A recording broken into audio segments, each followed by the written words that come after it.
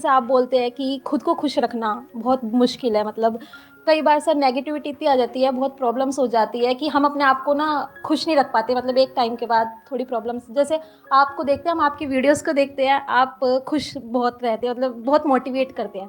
तो सर आपके इतना ऐसे कैसे, मतलब? नहीं, मेरे को आप देखते ही कितना हो, मतलब हफ्ते में एक मैं सेशन करता हूँ 1-2 घंटे का, उसमें अगर मैं खुश होने की एक्टिंग भी करूं तो आपको कैसे पता कि मैं एक्टिंग कर रहा हूं या एक्चुअल में खुश हूं? हाँ जी सर। तो अगर आपका ये सवाल है कि हमेशा खुश कैसे रहें, तो ये सवाल का जो जवाब है वो ये है कि आप हमेशा खुश नहीं रह सकते। लाइफ में अप्स एंड डाउन आएंगे, और खुशी को अगर समझना है तो दुख को भी समझना होगा, वो ही एक्चुअल में खुश हो सकता है। देखो फॉर एग्जाम्पल, अगर आपको गर्मी को समझना है तो सर्दी को भी समझना होगा ना। यहां पे चीज समझने वाली क्या है कि खुश रहने से सिंपल और कुछ नहीं है दुनिया में, खुश रहने से आसान और कुछ नहीं है दुनिया में। लेकिन ऑन द अदर हैंड, क्योंकि ये इतना आसान है, इतना सिंपल है, तो इसलिए हम इसको बड़ी आसानी से लेट गो कर देते हैं।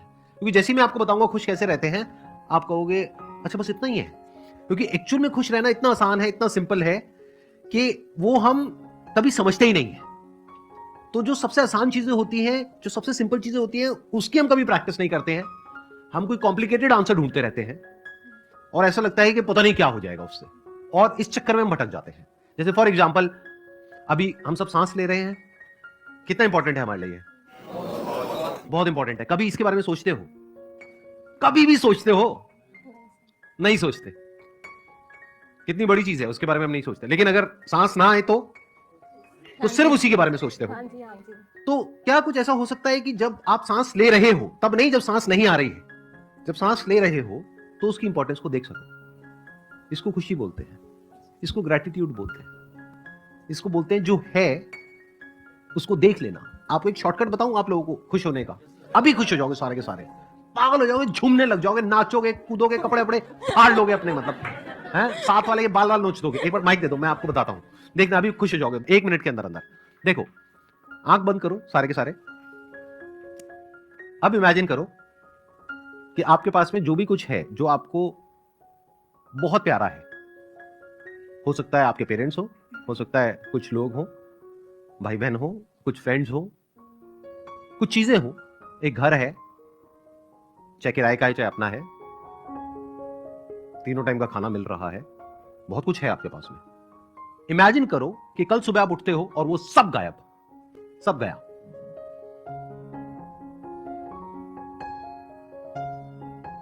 उसमें से एक भी चीज नहीं है आपके पास में, जो भी अभी है।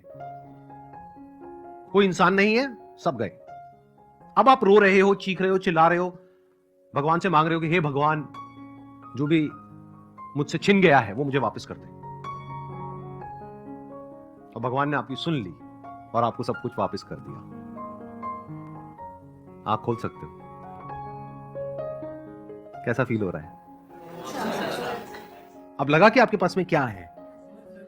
तो जब वो चीज छिन जाती है तब हमें उसकी इंपॉर्टेंस पता लगती है। माँ है, बाप है, भाई है, बहन है, दोस्त है, एक घर है, एक कंफर्टेबल लाइफ है, पता नहीं क्या क्या है, बट इसकी कोई इंपॉर्टेंस ही नहीं। अगर इसकी इंपॉर्टेंस आपको समझ आ जाए उस सबके रहते हुए ही, तो इसको खुशी बोलते हैं। उसके चले जाने के बाद आपको समझ आए तो इसको दुख बोलते हैं।